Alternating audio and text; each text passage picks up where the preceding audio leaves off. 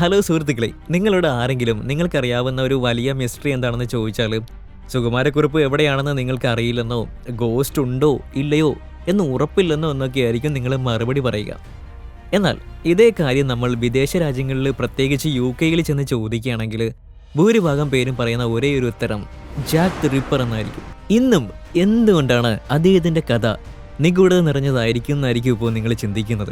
Facts express Malayalam ചാനലിലേക്ക് എല്ലാവരെയും സ്വാഗതം ചെയ്യുന്നു. നിങ്ങൾക്ക് ഈ വീഡിയോ ഇഷ്ടമായെങ്കിൽ ലൈക്ക് ചെയ്യണം.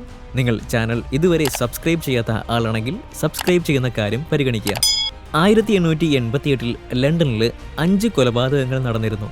ഈ കൊലപാതകങ്ങളെല്ലാം ഒരേ പാറ്റേൺ ഫോളോ ചെയ്തിട്ടുള്ളതായിരുന്നു. ഒരാളെ കൊലപ്പെടുത്തിയ ശേഷം ആന്തരിക അവയവങ്ങളെല്ലാം തന്നെ വേർതിരിച്ചെടുക്കുന്നതായിരുന്നു ഈ കൊലയാളിയുടെ പ്രത്യേകത. ഇത്രയേറെ അപകടകാരിയായിട്ടുള്ള ഒരു കൊലയാളിയെ അന്നേ വരെ ലോകം കണ്ടിട്ട് പോലും ഉണ്ടായിരുന്നില്ല. 5 കൊലപാതകങ്ങൾ നടത്തിയിട്ടും ഇതുവരെയും അയാളെ പിടികൂടാൻ സാധിച്ചിട്ടില്ല. അത്രയേറെ തന്ത്രശാലിയായിരുന്നു ആ സീരിയൽ കില്ലർ. ചരിത്രത്തിൽ തന്നെ ഏറ്റവും സമർത്ഥനായിട്ടുള്ള ഈ സീരിയൽ കില്ലർ നടത്തിയ 5 കൊലപാതകങ്ങളും 134 വർഷങ്ങൾക്ക് ശേഷം ഒരു വലിയ മിസ്റ്ററിയായിട്ട് തുടരുകയാണ്. ഈ സംഭവത്തിൽ നിന്നും പ്രചോദനം ഉൾക്കൊണ്ട് വിവിധ ഭാഷകളിലായിട്ട് നിരവധി ചിത്രങ്ങൾ പുറത്തിറങ്ങിയിട്ടുണ്ട്. ലണ്ടനിലെ ഏറ്റവും അപകടകാരിയായിട്ടുള്ള ജാക്ക് ദി റിപ്പർ എന്ന സീരിയൽ കില്ലർ നടത്തിയ ക്രൂരമായ കൊലപാതകങ്ങളെക്കുറിച്ചാണ് ഇനി പറയാൻ പോകുന്നത്. 1880 കാലഘട്ടത്തിൽ തൊഴിലില്ലാത്തവർ ജോലി തേടി ലണ്ടനിലേക്ക് എത്തിയിരുന്നു. അങ്ങനെ പുറത്തു നിന്നും എത്തുന്നവരെ കൊണ്ട് ലണ്ടൻ നഗരം നിറഞ്ഞു കവിഞ്ഞു. അതോടെ ലണ്ടന്റെ അവസ്ഥ മോശമായി. ആളുകൾക്ക് ജോലി ലഭിക്കാതെ അവരുടെ ജീവിതം വളരെ ബുദ്ധിമുട്ടിലായി.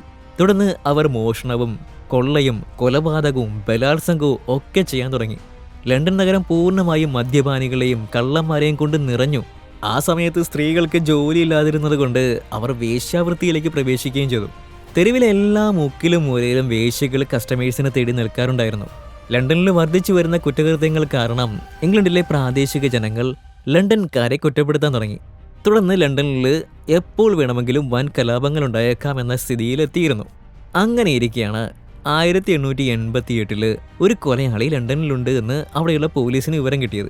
എന്നാൽ അയാളുണ്ടല്ലോ ഒരു സാധാരണ സീരിയൽ കില്ലർ ആയിരുന്നില്ല. വളരെ അപകടകാരിയായിട്ടുള്ള ഒരു സീരിയൽ കില്ലർ ആയിരുന്നു അത്. പോലീസ് ഡിപ്പാർട്ട്മെന്റിനെ മുഴുവനും ഞെട്ടിച്ച ഇത്രയും ക്രൂരനും ഭയാനകനുമായിട്ടുള്ള മറ്റൊരു കൊലയാളിയെ ഇതിന് മുമ്പ് കണ്ടിട്ടുണ്ടായിരുന്നില്ല.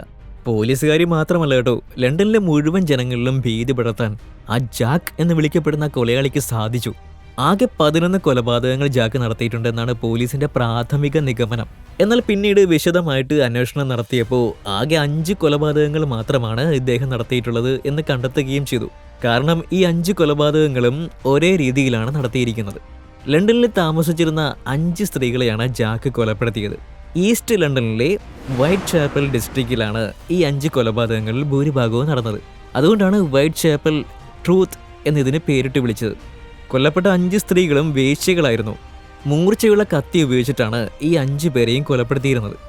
എല്ലാവരുടെയും കഴുത്തിൽ ഒരേ രീതിയിൽ 1 ഇഞ്ച് പോലും വ്യത്യാസമില്ലാതെ ആഴത്തിലുള്ള 2 വെട്ടുകൾ ഉണ്ടായിരുന്നു. എന്നാൽ വെറുതെ കത്തി കൊണ്ട് വെട്ടിക്കൊലപ്പെടുത്തുക മാത്രമായിരുന്നില്ല കൊലയാളി ചെയ്തിരുന്നത്. പകരം ഒരു ഡോക്ടറെ പോലെ മനുഷ്യ ശരീരം കുത്തിക്കീറി അതിനകത്ത് നിന്നും ആന്തരിക അവയവങ്ങൾ അയാൾ പുറത്തെടുത്തിരുന്നു.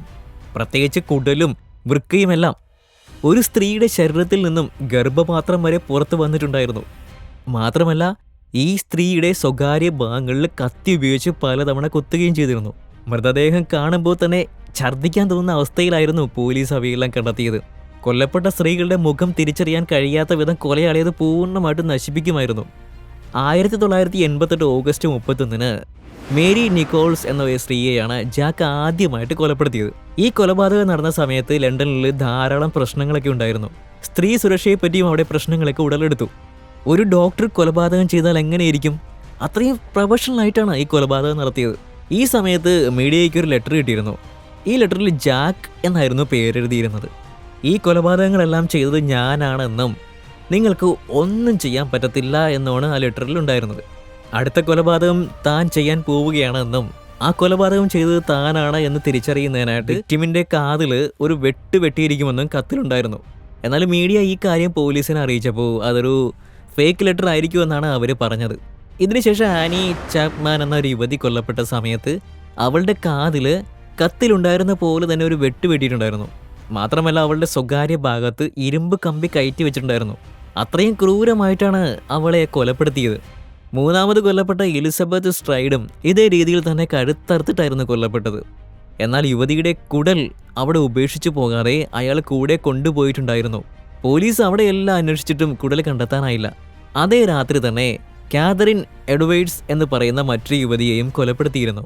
എന്നാൽ യുവതിയുടെ കുടൽ പൂർണ്ണമായിട്ടും എടുത്തു കൊണ്ടുപോകാൻ കൊലയാളിക്ക് സാധിച്ചില്ല. പകുതി അവിടെ ഉപേക്ഷിച്ച നിലയിലായിരുന്നു ഉണ്ടായിരുന്നത്. ആ സമയത്ത് ആരെങ്കിലും വന്നപ്പോൾ കൊലയാളി പെട്ടെന്ന് രക്ഷപ്പെട്ടതാകാമെന്നാണ് പോലീസിന്റെ നിഗമനം. മേരി ജെയിൻ എന്ന യുവതിയെയാണ് അവസാനമായിട്ട് ജാക്ക് കൊലപ്പെടുത്തിയത്. നവംബർ 9-ാം തീയതിയാണ് ഈ കൊലപാതകം നടന്നത്. പ്രോസ്റ്റിറ്റ്യൂഷൻ സെന്റർ നടന്നിരുന്ന സ്ഥലത്ത് വെച്ച് തന്നെയാണ് ഈ കൊലപാതകവും നടന്നത്. ഇത്തവണ കുടൽ കൂടാതെ ഹൃദയവും കില്ലർ എടുത്തുകൊണ്ട് പോയിരുന്നു. ഈ കൊലപാതകങ്ങളെല്ലാം നടന്നിരിക്കുന്നത് 1 കിലോമീറ്റർ വ്യത്യാസത്തിലാണ്. മാത്രമല്ല എല്ലാ കൊലപാതകങ്ങളും രാത്രിയിലാണ് നടന്നത്. കത്തി ഉപയോഗിച്ച് മനുഷ്യ ശരീരം കീറി മുറിച്ച് ആന്തരിക അവയവങ്ങൾ പുറത്തെടുക്കുന്നത് ഒരു സാധാരണക്കാരനെ കൊണ്ട് പറ്റുന്ന കാര്യമല്ല. ഇത് കശാപ്പുകാർക്കും ശസ്ത്രക്രിയാ വിദഗ്ധർക്കും ഡോക്ടർമാർക്കും ഫിസീഷ്യന്മാർക്കും ഒക്കെ കഴിയുന്ന കാര്യമാണ്. അതുകൊണ്ട് ഈ കൊലയാളി ഒരു പക്ഷേ ഒരു ഡോക്ടർ ആയിരിക്കാം, അല്ലെങ്കിൽ ഒരു കശാപ്പുകാരനായിരിക്കാം എന്നായിരുന്നു നിഗമനങ്ങൾ. ഈ കൊലപാതകങ്ങൾ നടന്ന പ്രദേശത്ത് ധാരാളം പന്നിവെട്ടുകാരുണ്ടായിരുന്നു. പക്ഷെ അവർക്ക് ഇത്ര കൃത്യമായിട്ട് മനുഷ്യ ശരീരം കീറി മുറിക്കാൻ പറ്റില്ല. അതുകൊണ്ട് തന്നെ ഒരു ഡോക്ടർ ജോലിയിലുള്ള ഒരാളായിരിക്കാം അത് ചെയ്തത് എന്ന നിഗമനങ്ങൾ ഉണ്ടായിരുന്നു. അക്കാലത്ത് ഈസ്റ്റ് ലണ്ടനിൽ കൊലപാതകങ്ങൾ ധാരാളം നടന്നിരുന്നത് കൊണ്ട് തന്നെ ഇതിൽ ഏത് കൊലപാതകങ്ങളാണ് ജാക്ക് ചെയ്തതെന്നും ഏതാണ് ജാക്ക് ചെയ്യാത്തതെന്നും കണ്ടെത്താൻ പോലീസ് വളരെ ബുദ്ധിമുട്ടിയിരുന്നു. എന്നാൽ ജാക്കിന്റെ കൊലപാതകങ്ങൾ ലണ്ടനിൽ വ്യാപിപ്പിക്കാൻ തുടങ്ങിയതോടുകൂടി മറ്റു കൊലയാളികളും ജാക്കിന്റെ അതേ ശൈലിയിൽ തന്നെ കൊലപാതകങ്ങൾ ചെയ്യാൻ തുടങ്ങി. ഇതോടുകൂടി പോലീസുകാർക്ക് അതൊരു തലവേദനയായിട്ട് മാറി. വളരെ പെട്ടെന്ന് തന്നെ ജാക്ക് ഒരു കുപ്രസിദ്ധനായി തീർന്നു. അന്നത്തെ പത്രങ്ങളുടെ എല്ലാ ഫ്രണ്ട് പേജിൽ ജാക്കിനെ കുറിച്ചുള്ള വാർത്തകൾ പ്രസിദ്ധീകരിച്ചു. തുടർന്ന് ജനങ്ങൾ മൊത്തം ഭയപ്പെട്ടു, ഭീതിയുടെ നിഴലിലായി. ജാക്കിനെ കണ്ടെത്താനായി പോലീസ് രാപ്പകൽ ഓടി നടന്നു. ജാക്കിന് വേണ്ടിയുള്ള അന്വേഷണം വളരെ കാലം അങ്ങ് നീണ്ടുപോയി. ഒരുപാട് പേരെ പോലീസ് ചോദ്യം ചെയ്യുകയും ചെയ്തു. ജാക്കിനെ പറ്റി എന്തെങ്കിലും വിവരം നൽകുന്നവർക്ക് വൻ പാരിതോഷികങ്ങളും പോലീസ് പ്രഖ്യാപിച്ചിരുന്നു. അതുകൊണ്ട് തന്നെ സാധാരണക്കാരും ജാക്കിനെ കണ്ടെത്താനുള്ള ശ്രമം നടത്തിയിരുന്നു. സ്നിപ്പർ നായ്ക്കളുമായിട്ട് 24 മണിക്കൂറും ലണ്ടനിലെ പോലീസ് ജാക്കിനെ കണ്ടെത്തുന്നതിനായിട്ട് ശ്രമം നടത്തിയിരുന്നു. എന്നാൽ യാതൊരു ഫലവും ഉണ്ടായില്ല. അതേസമയം വിക്ടോറിയ രാജകുമാരിയുടെ ചെറുക്കനായ ആൽബർട്ട് എഡ്വേർഡ് വിക്ടർ രാജകുമാരനുമായിട്ട് ബന്ധപ്പെടുത്തി ചില ഗോസിപ്പുകൾ പ്രചരിച്ചിരുന്നു. 1892 തൻ്റെ 28-ാം വയസ്സിൽ അദ്ദേഹം അസുഖം ബാധിച്ച് മരിക്കുകയും ചെയ്തു.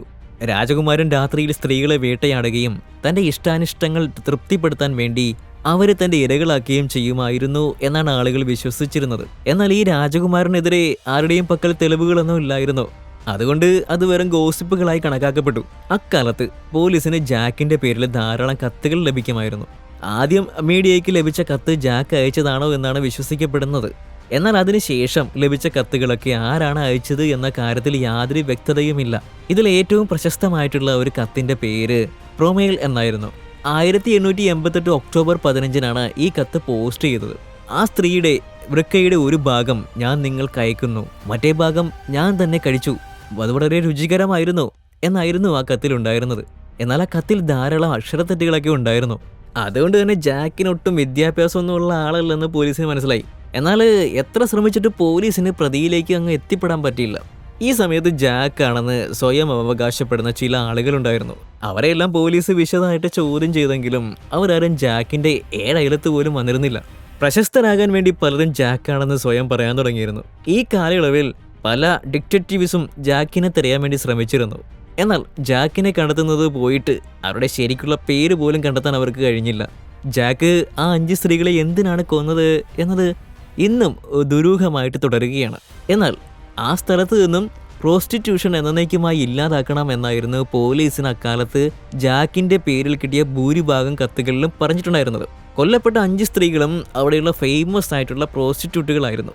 ജാക്ക് ഈ കൊലപാതകങ്ങൾ നടത്തിയത് എന്തിനാണ് എന്നാണ് നിങ്ങൾ കരുതുന്നതെന്ന് തീർച്ചയായിട്ടും കമന്റിലൂടെ ഞങ്ങളെ അറിയിക്കണം. ഈ വീഡിയോ ഇഷ്ടമായെങ്കിൽ ലൈക്ക് ചെയ്യണം, ഷെയർ ചെയ്യണം. കൂടാതെ ചാനൽ സബ്സ്ക്രൈബ് ചെയ്ത ശേഷം ബെൽ ഐക്കൺ അമർത്തി ഓൾ എന്ന ഓപ്ഷൻ സെലക്ട് ചെയ്യുകയും വേണം. ബൈ.